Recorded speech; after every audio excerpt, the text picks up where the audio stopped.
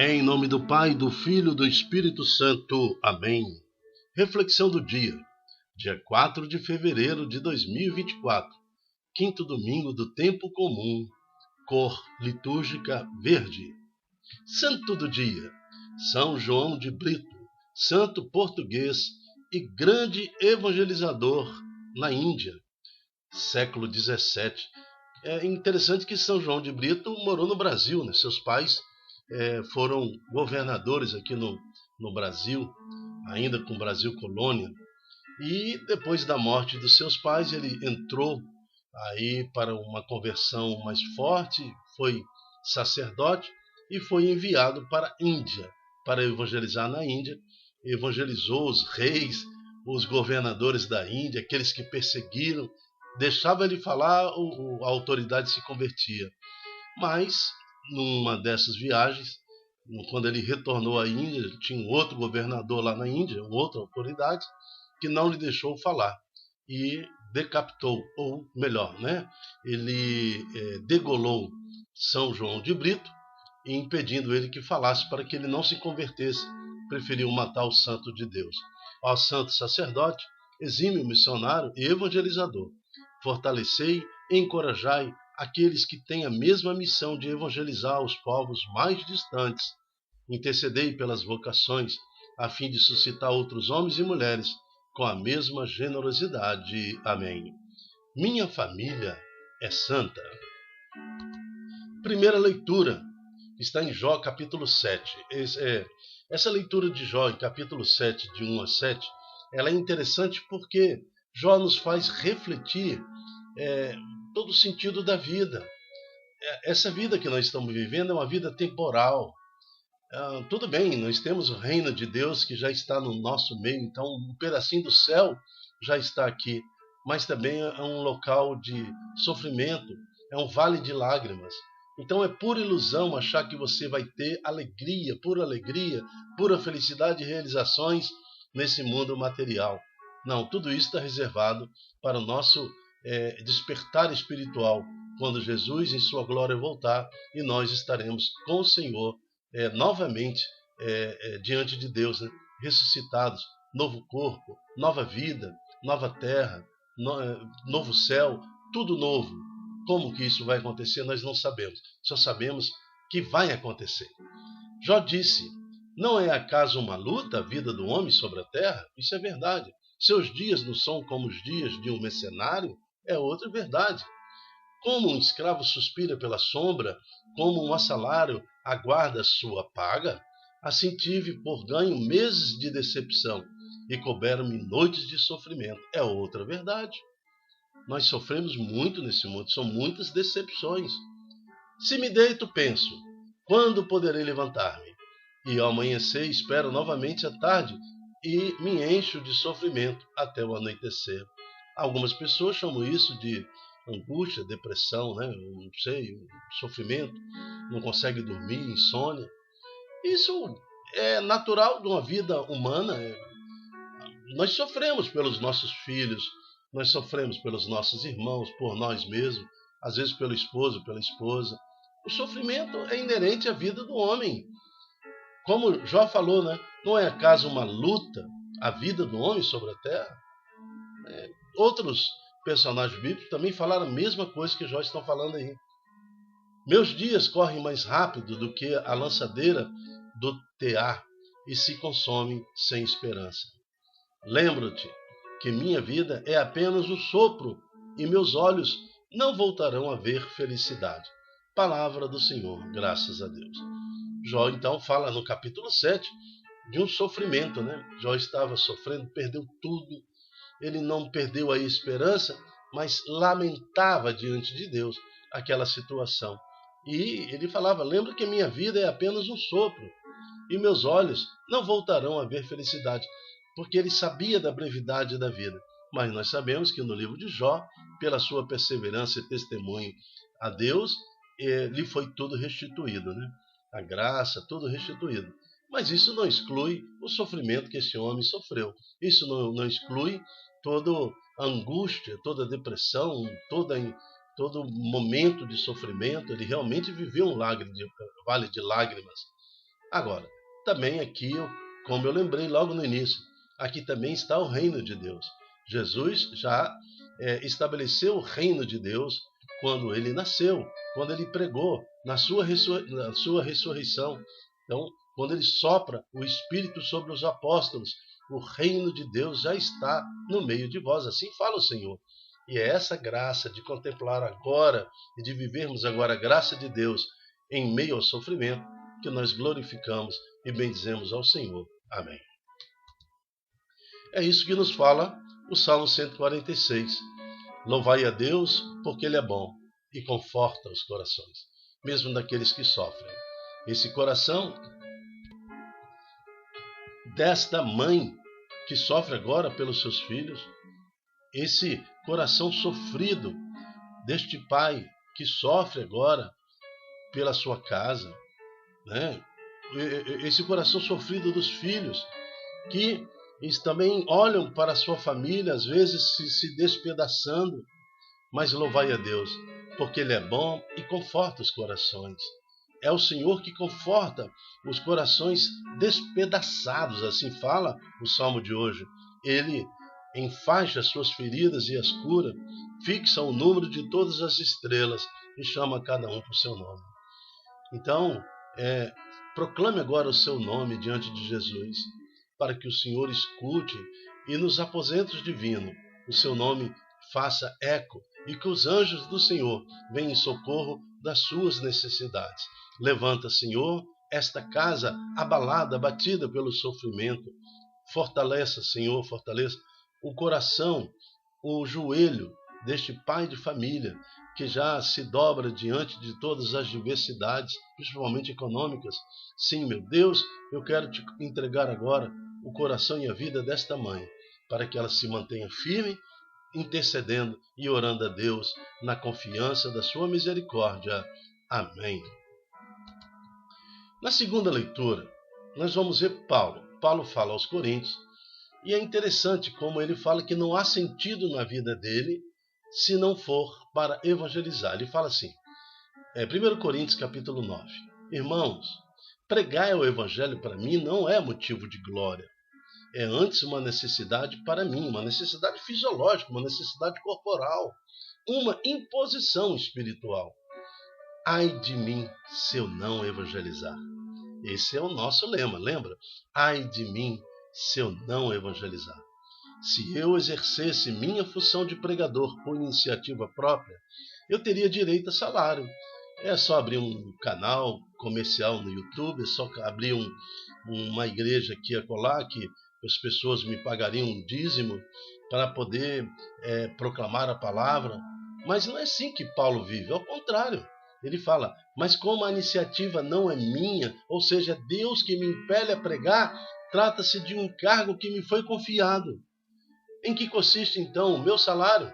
Em pregar o Evangelho, oferecendo-o de graça, sem usar os direitos que o Evangelho me dá. Assim, como ninguém paga dízimo para mim, como eu não tenho, Paulo falando, canal comercial, como eu não tenho ninguém me sustentando financeiramente, assim estou livre em relação a todos, e me tornei escravo de todos, a fim de ganhar o maior número possível de almas para o Senhor. Com os fracos, eu me fiz fracos para ganhar os fracos. Com todos, eu me fiz tudo para certamente salvar alguns. Por causa do Evangelho, eu faço tudo para ter parte nele. Palavra do Senhor. Graças a Deus. E o versículo 22 nos mostra também a missão da igreja, Com os fracos, eu me fiz fraco. Que é a missão laica da igreja. Nós somos esse braço que se estende em direção àqueles que são fracos. Nós temos essa necessidade de, com os fracos, nos fazermos fracos, para ganhar os fracos na fé para Deus, para trazê-los à graça, à libertação de todos os pecados. Com todos eu me fiz tudo, está vendo? Com todos. A igreja é para todos. Eu me fiz tudo para que certamente salvar alguns. Por que alguns? Porque aquele que não quer ouvir a palavra, aquele que rejeita a salvação, aquele que não quer ouvir falar do nome do Senhor Jesus, nós devemos insistir até um limite, mas depois você tem que partir para outro, né? Buscar uma outra pessoa, buscar uma outra situação de resgate daquela alma. Porque aquela alma quer ficar no pecado, ela quer viver no pecado. Então não é o momento dela ainda. Às vezes acontece isso até com os nossos filhos. A mãe fala, o pai fala, todo mundo fala, e o filho continua no pecado. E o pai e a mãe se desgastam, né? Às vezes deixando de dar atenção aos demais filhos, porque aqueles filhos estão se perdendo no pecado, causam um desgaste todinho na família. Então chega uma hora que deixa ele, deixa ela. Vamos cuidar de nós. Senão toda a família adoece por causa de um pecado, de um pecador. Então tem hora que a gente tem que deixar a pessoa, para que ela, algum dia, ou por graça do Espírito Santo, se alerte de que aquela conduta está levando ela à morte. Por isso que ele fala aqui, com todos eu me fiz tudo, para certamente salvar alguns. Não é esperança da igreja salvar todos, não, alguns.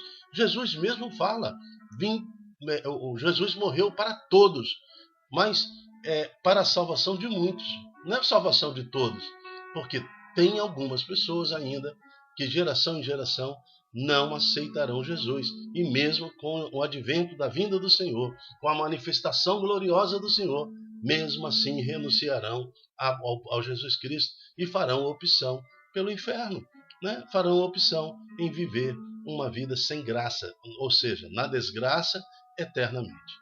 Então, por isso, diante dessa palavra, invocamos o Espírito Santo para que nos mova a glorificar, a bendizer e testemunhar Jesus a partir da nossa casa para a salvação daquelas almas que necessitam de um resgate diante do Senhor. Amém. Evangelho. O Evangelho de hoje é em Marcos, capítulo 1, de 29 a 39. O Senhor esteja conosco. Ele está no meio de nós. Proclamação do Evangelho de Jesus Cristo segundo Marcos. Glória a vós, Senhor. Naquele tempo, Jesus saiu da sinagoga. Então ele saiu da igreja. Igreja, local de muitas pessoas, congregação. E foi com Tiago e João para a casa de Simão e André. Então, ele sai da igreja, templo comum, e vai para um templo particular. Assim é a casa de Pedro, né? E de seu irmão André. Então, a nossa casa tem que ser um templo também. Da mesma forma que o Deus esteve na sinagoga, Deus agora está na casa de Simão, na casa de Pedro, templo do Senhor. A sua casa é uma casa, é o templo do Senhor. Deixa o Senhor entrar na sua casa, deixa o Senhor tomar conta da sua família. A sogra de Simão, de que é Pedro, estava de cama, com febre, e eles logo contaram a Jesus. Aí, Jesus estando na nossa casa, a gente pode contar a ele: Senhor, está faltando dinheiro da despensa, está faltando, Senhor, o dinheiro para pagar o aluguel, está faltando, Senhor, o dinheiro para botar gasolina, para pagar o carro, para matricular as crianças. Então, o Senhor está na sua casa, à medida que você permite que Ele esteja. E Jesus se aproximou da sogra de Pedro, segurou a mão dela e ajudou a levantar-se. Então, a febre desapareceu e ela começou a servi-los. Aí que está. Quando nós colocamos para o Senhor as nossas necessidades, tem um salmo que fala assim, ó: confia ao Senhor as suas necessidades e até seus desejos serão atendidos. Necessidade é coisa elementar: pagar a conta, água, luz, telefone, pagar todas as necessidades básicas. Agora, o que são desejos? Desejo é trocar de carro, trocar de apartamento, investir em alguma coisa, comprar algo, fazer uma viagem. Então, aquele que tem a capacidade de confiar as suas necessidades ao Senhor, até os seus desejos serão atendidos. Agora, o mais importante nesse versículo do Evangelho de hoje é que assim que o Senhor tocou nela, assim que a sogra de Pedro ficou boa, ela começou a servir para a causa do Evangelho, a servi-los. À tarde, depois do sol, levaram a Jesus todos os doentes e os possuídos pelo demônio. Aonde que foi que eles levaram? Na casa de Pedro. A casa de Pedro então se transformou algo maior e melhor e mais especial do que a própria sinagoga que o Jesus estava antes. Porque na casa de Pedro ele tinha liberdade de levar os oprimidos, os doentes, né? Aquelas pessoas que precisavam com experiência com Jesus. A nossa família tem que ser assim, tá? Um sinal da presença de Deus. Então, depois do sol, levaram a Jesus todos os doentes e os possuídos pelo demônio. A cidade inteira se reuniu em frente da casa. Jesus curou muitas pessoas de diversas doenças e expulsou muitos demônios, e não deixava que os demônios falassem, pois sabiam quem ele era. Veja que muitos foram curados e muitos tiveram o espírito de demônio expulsos. Nem todos, porque precisa da fé, precisa do comprometimento. De madrugada, quando ainda estava escuro, Jesus se levantou e foi rezar num lugar deserto. Simão e seus companheiros foram à procura de Jesus. Quando o encontraram, disseram: todos estão te procurando. Essa é a verdade. Todas as almas desse mundo procuram Jesus, mesmo inconscientemente. Até aquele que é depravado, até aquele que estupra, até aquele que assalta, aquele que fere, mata, mas no fundo ele procura Jesus. Todos estão te procurando. Jesus respondeu: vamos a outros lugares, às aldeias da redondeza. Devo pregar também ali, pois foi para isso que eu vim. Então a primeira vinda de Jesus é para anunciar o reino de Deus, é para anunciar as nações, ou a conversão, é para dizer que o tempo está próximo. Foi para isso que eu vim. Jesus, na sua primeira vinda, não veio julgar o mundo. Agora, na segunda vinda gloriosa do Senhor Jesus, haverá sim julgamento. Então, aquele que é o Senhor eterno da misericórdia, também é o Senhor eterno da justiça. Vai ter justiça, sim. Então, todos serão julgados. Mas, por enquanto, foi para isso que eu vim. Eu vim para quê? Para levar aos outros lugares, às aldeias, às redondezas, a palavra, a nova mensagem, o evangelho. Convertei-vos, porque o reino de Deus está próximo. E andava por toda a Galiléia, pregando em suas sinagogas e expulsando demônios. Palavra da salvação, glória a vós, Senhor. Veja que eu faço a leitura do evangelho e na medida que eu leio cada versículo, faço uma interpretação, vou fazendo análise e pregando em cima de cada versículo. Então, quando eu proclamo aqui a palavra da salvação, é somente para o Evangelho, tá? Não sobre as minhas reflexões. Liturgicamente, eu deveria ler toda a palavra, porque palavra da salvação é o que está escrito, né, no Evangelho. Glória a vós, Senhor. Então, quando você faz a proclamação da palavra, já vai fazendo essa interpretação, essas análises, liturgicamente eu não poderia falar palavra da salvação, mas estou falando aqui em função do evangelho que foi lido, né? Que essa palavra da salvação possa então nos salvar de todo o pecado, nos libertar de todas as agarras do demônio, e assim como Paulo, né, que falou: ai de mim se eu não evangelizar. Queremos imitá-lo no salmo de hoje, louvar a Deus porque ele é bom e conforta nossos corações. Aprendemos hoje com Jó que toda a vida do homem e da mulher sobre a terra são dias de sofrimento. Mas também aprendemos com João de Brito, que também morou no Brasil, né? Filho de português, mas morou aqui no Brasil e entregou a sua vida evangelizando na Índia. Entregou literalmente, antes de renunciar Jesus, antes, né? Renunciar à própria morte do que renunciar a Jesus. Ele preferiu isso, entregando a sua vida, ele proclama a liberdade em Jesus Cristo. Eu me chamo Dilton Góes. O nosso projeto chama-se Ai de mim se não evangelizar. Seja você também um evangelizador. Multiplique em suas redes sociais esta oração, esta palavra, para que mais corações estejam sensíveis à presença do nosso Senhor Jesus Cristo. Amém. Até a próxima. Se Deus quiser. Tchau, tchau.